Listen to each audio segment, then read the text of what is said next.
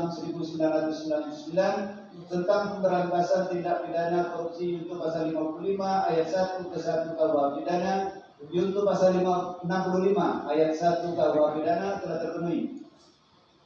Menimbang bahwa oleh karenanya terdakwa harus dinyatakan bersalah melakukan tindak pidana korupsi secara bersama-sama dan berlanjut sebagaimana dalam dakwaan kedua. Menimbang bahwa oleh karena terhadap terdakwa didakwa berdasarkan pasal 18 Undang-Undang Tipikor dan berdasarkan fakta-fakta terdakwa telah menerima uang berupa gratifikasi sejumlah 8.338.435.682 rupiah, sedangkan pembayaran kepada pemberian jasa desain konsultan arsitek kantor Budi Pradono arsitek diberikan 2 miliar dan pihak konsultan arsitek kantor Budi Pradono arsitek telah mengembalikan kepada KPK senilai 999.230.800 rupiah. Oleh karenanya yang dibebankan kepada terdakwa untuk membayar uang pengganti sejumlah 7.354.203.882 rupiah. Menimbang bahwa berdasarkan pertimbangan-pertimbangan hukum di atas, maka majelis hakim berkesimpulan bahwa seluruh unsur pasal yang didakwakan kepada terdakwa dalam dakwaan satu pertama dan kedua telah terpenuhi. Menimbang bahwa dengan telah terpenuhinya seluruh unsur dari dakwaan satu pertama dan kedua tersebut, maka majelis hakim berpendapat bahwa terdakwa telah terbukti secara sah dan menurut hukum, dan majelis hakim berpendapat keyakinan akan kesalahan terdakwa tersebut. Oleh karena itu terhadap terdakwa haruslah dinyatakan terbukti secara sah dan meyakinkan telah melakukan tindak pidana sebagaimana diatur dalam dakwaan ke-1 pertama dan kedua tersebut. Menimbang bahwa dengan telah terbuktinya seluruh unsur dalam dakwaan ke-1 pertama dan kedua tersebut, maka majelis hakim tidak sependapat dengan nota pembelaan dari terdakwa dan penasihat hukumnya selain dan selebihnya, karena segala sesuatunya telah turut dipertimbangkan oleh majelis hakim dalam mempertimbangkan unsur-unsur dakwaan penuntut umum tersebut. Oleh karenanya terhadap nota pembelaan terdakwa dan penasihat hukumnya selain dan selebihnya dinyatakan ditolak atau dikesampingkan. Menimbang bahwa berdasarkan fakta-fakta hukum yang terungkap di persidangan APO, maka majelis hakim berpendapat bahwa tidak terdapat hal-hal atau alasan-alasan yang dapat menghapuskan sifat pertanggungjawaban pidana pada diri terdakwa sebagaimana diatur dalam KUH pidana. Oleh karena itu terdakwa harus dijatuhi pidana setimpal dengan perbuatannya. Menimbang bahwa selanjutnya majelis hakim akan mempertimbangkan permohonan justice collaborator atau GC yang diajukan oleh terdakwa melalui suratnya tertanggal 19 Juni 2010 dengan alasan untuk mengungkap aliran dana suap hibah sebesar 11.500.000.000 rupiah.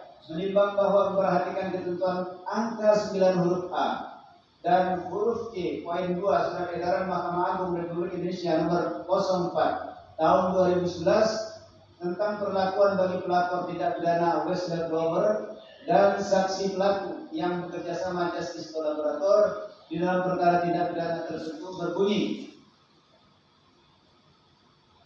yang bersangkutan merupakan salah satu pelaku tindak pidana tertentu sebagaimana dimaksud dalam sema ini mengakui kejahatan yang dilakukannya, bukan pelaku utama dalam kejahatan tersebut, serta memberikan keterangan sebagai saksi di dalam proses peradilan.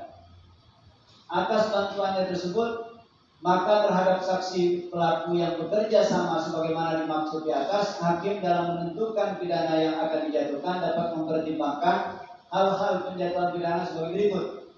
Menjatuhkan pidana berupa pidana penjara yang paling ringan di antara terdakwa lainnya yang terbukti bersalah dalam perkara yang dimaksud. Menimbang bahwa dengan memperhatikan ketentuan angka 9 huruf A dan huruf C poin 2 Surat Edaran Mahkamah Agung Republik Indonesia nomor 04 tahun 2011 tersebut dan dihubungkan dengan fakta-fakta yang terungkap dalam persidangan APO sebagaimana telah majelis hakim uraikan di atas, maka menurut majelis hakim tidak cukup beralasan secara hukum untuk dapat mengabulkan permohonan justice collaborator terhadap terdakwa tersebut. Menimbang bahwa mengenai penjatuhan hukuman tambahan kepada terdakwa berupa pencabutan hak untuk dipilih dalam jabatan publik, majelis hakim sependapat dengan penuntut umum dan relevan untuk dipertimbangkan. Menimbang bahwa mengenai barang bukti yang diajukan oleh penuntut umum statusnya akan diputuskan dalam amar putusan di bawah ini. Menimbang bahwa selama pemeriksaan persidangan majelis hakim tidak menemukan adanya alasan-alasan pemaaf yang dapat menghapus kesalahan terdakwa, serta tidak adanya alasan pembenar yang dapat menghapus sifat melawan hukum perbuatan terdakwa. Keadaan yang memberatkan, perbuatan terdakwa bertentangan dengan program pemerintah di sekitar PKN memberantas korupsi. Terdakwa sebagai pimpinan tertinggi dalam kementerian seharusnya menjadi panutan. Terdakwa selama persidangan berupaya untuk menutupi perbuatannya dengan cara tidak mengakuinya.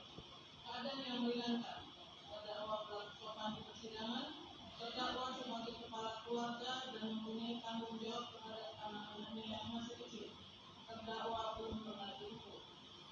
Ini Pak, kalau selain memperhatikan keadaan yang memberatkan dan meringankan di atas, dalam menjatuhkan pidana terhadap terdakwa yang melakukan tindak pidana korupsi, perlu diperhatikan tujuan pembicaraan yang relevan dengan tujuan penjatuhan pidana dalam tindak pidana korupsi tersebut. Ini bahwa tujuan pembicaraan dalam perkara korupsi ini diharapkan bersifat komprehensif, efektif dan ideologis. Izin yang mulia, suaranya kecil sekali sih. Suaranya kecil ya mulia.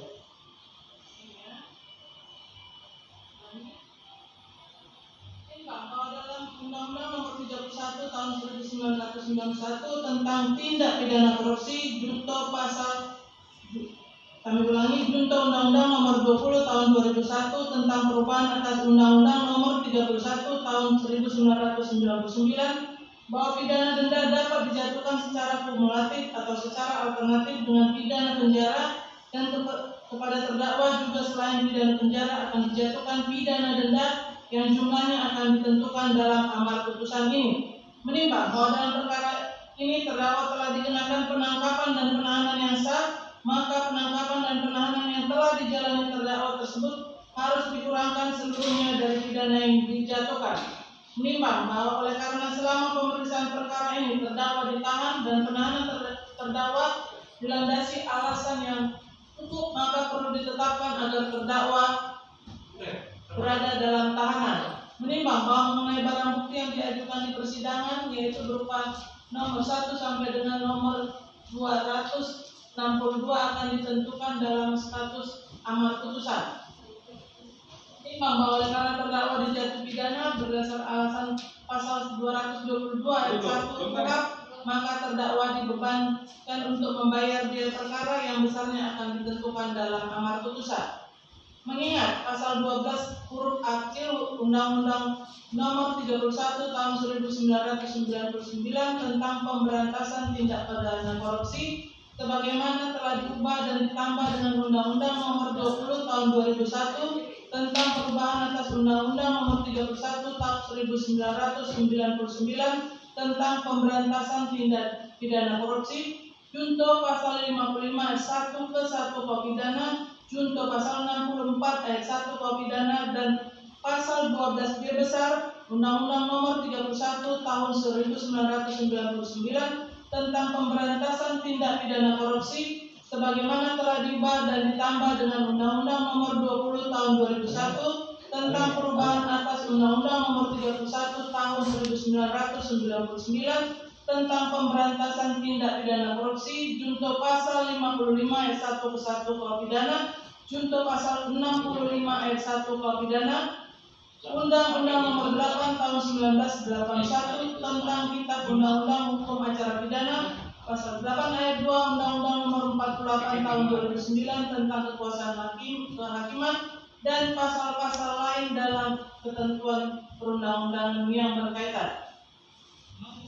Mengadili, KPU menyatakan terdakwa Imam Nahrawi telah terbukti secara sah dan meyakinkan bersalah melakukan beberapa tindak pidana korupsi secara bersama-sama dan berlanjut sebagaimana diatur dan diancam pidana dalam dakwaan ke-1 pertama dan dakwaan kedua. 2. Menjatuhkan pidana oleh karenanya terhadap terdakwa Imam Nahrawi dengan pidana penjara selama 7 tahun dan pidana denda sebesar Rp400 juta dengan ketentuan apabila denda tersebut tidak dibayar, diganti dengan pidana kurungan selama 3 bulan. 3. Menjatuhkan pidana tambahan kepada terdakwa Imam Nahrawi berupa membayar uang pengganti kepada negara sejumlah 18.230.882 rupiah.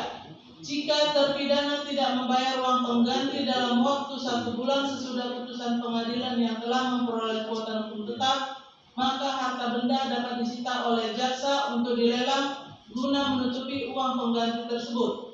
Jika harta benda terdakwa tidak mencukupi, maka dipidana dengan pidana penjara selama 2 tahun.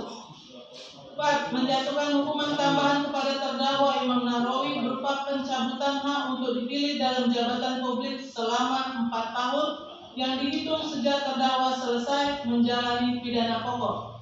5. Menyatakan menolak permohonan justice kolaborator yang diajukan oleh terdakwa. 6.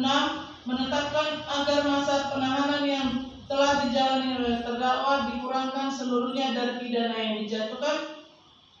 7. Memerintahkan agar terdakwa tetap berada dalam tahanan. 8. Menetapkan barang bukti nomor 1 sampai 22 dikembalikan kepada Gatot.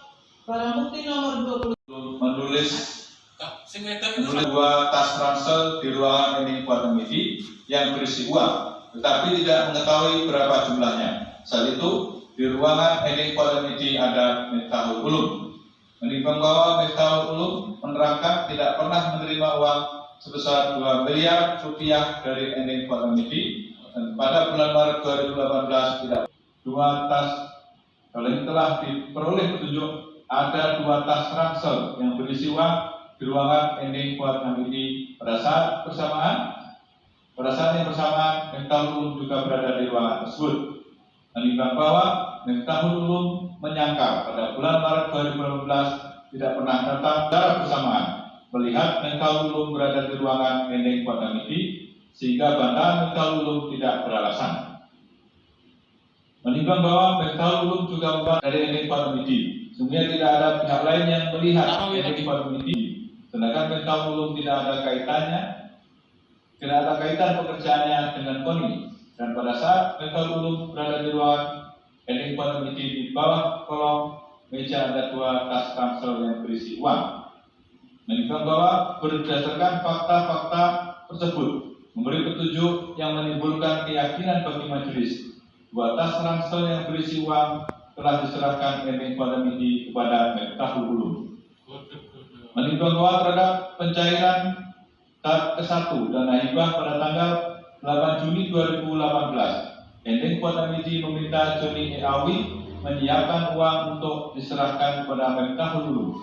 Kemudian Joni Awi meminta Kepala Cabang BNI Cabang Ratu Plaza untuk mencairkan dan mengirimkan uang sejumlah 10 miliar rupiah.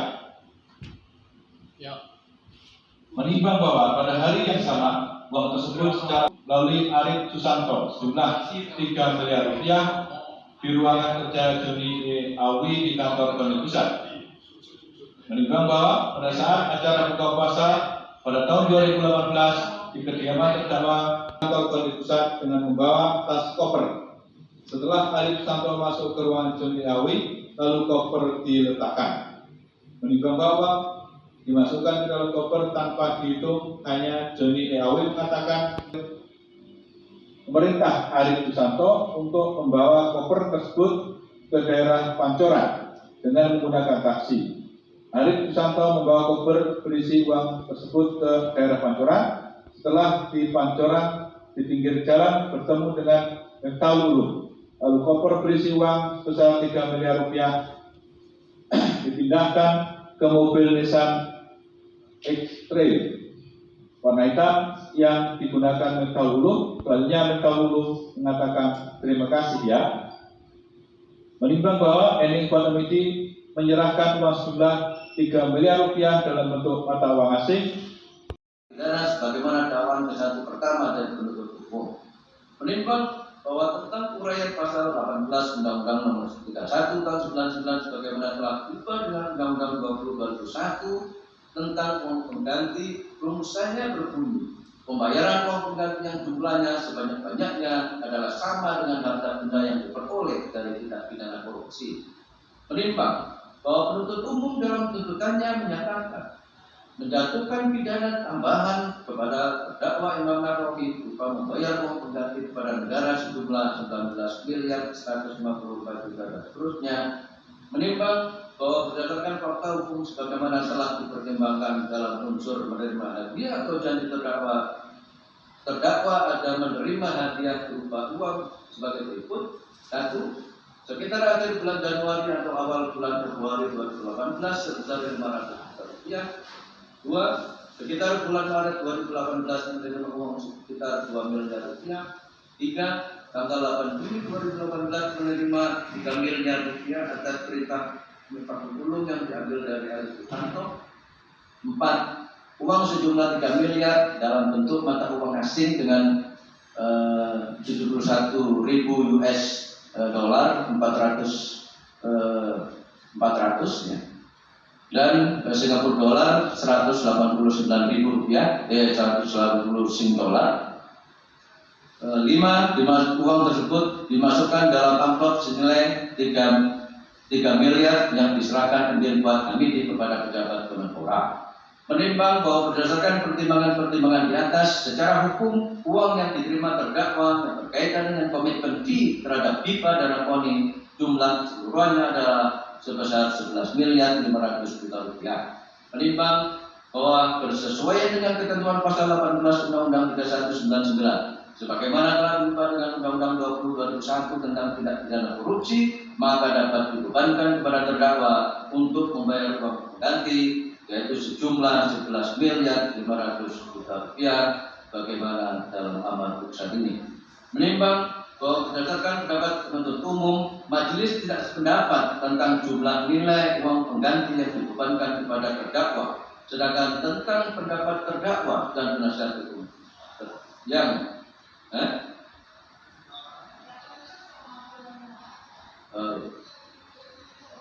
menimbang bahwa dengan telah terpenuhinya seluruh unsur dalam dakwaan ke-1 pertama di atas, selanjutnya majelis hakim akan mempertimbangkan dakwaan kumulatif penuntut umum dalam pasal 12B besar ayat 1 junto pasal 18 Undang-Undang RI 3199 tentang pemberantasan tindak pidana korupsi, junto Undang-Undang 2021 tentang perubahan atas 3199 tentang pemberantasan tindak pidana korupsi, junto pasal 55 ayat 1 KUHP, junto pasal 65 ayat 1 KUHP.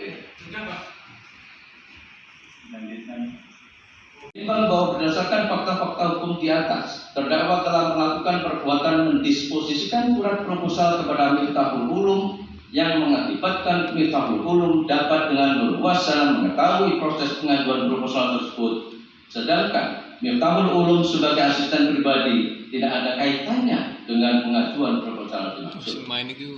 Menimbang bahwa berdasarkan pertimbangan-pertimbangan di atas, terdakwa telah melakukan sesuatu dalam jabatannya yang bertentangan dengan kewajibannya. Menimbang bahwa berdasarkan fakta hukum pada tanggal 30 Agustus 2018, Valentinus Suhartono Suratman selaku Ketua Umum KONI Pusat mengirimkan surat nomor 1762 dan seterusnya kepada Menpora RI perihal usulan kegiatan pendampingan dan pengawasan program SEA Games ke 2019 tahun kegiatan 2018, dan pada tanggal 5 September 2018 terdakwa mendisposisi proposal tersebut kepada Mulyana selaku Deputi 4 untuk ditelaah oleh Asisten Deputi Olahraga Prestasi pada Deputi Bidang Prestasi Olahraga bersama dengan PPK dan tim verifikasi untuk dilakukan penelitian layak atau tidaknya diberikan bantuan dana kepada KONI Pusat. Juga terdakwa mendisposisikan proposal tersebut kepada Miftahul Ulum. Menimbang bahwa terhadap proposal tersebut dilakukan perubahan jumlah dana yang semula sebesar 16 miliar 462 dan seterusnya menjadi 27 miliar 506 juta dan seterusnya dengan nomor dan tanggal surat yang sama dengan surat yang sebelumnya, yakni surat nomor 1762 dan seterusnya tanggal 30 Agustus 2018 terhadap perbaikan surat usulan proposal tersebut tanggal 5 Oktober 2018. Terdakwa kembali memberikan disposisi kepada Mulyana selaku Deputi 4 untuk ditelaah. Juga terdakwa mendisposisikan proposal tersebut kepada Mirta Hulum. Menimbang bahwa setelah dilakukan rapat pembahasan oleh Mulyana, Chandra Bakti selaku asisten deputi 4 dan Adi Purnomo selaku ketua tim verifikasi, didapat kesimpulan proposal yang diajukan oleh KONI tidak sesuai dengan peraturan Presiden nomor 95 tahun 2017 karena waktu pengajuan sudah akhir tahun 2018 dan dana hibah akan dipergunakan untuk tahun 2019. Atas arahan Mulyana, maka Ending Kuat Hamidi merevisi proposal tersebut.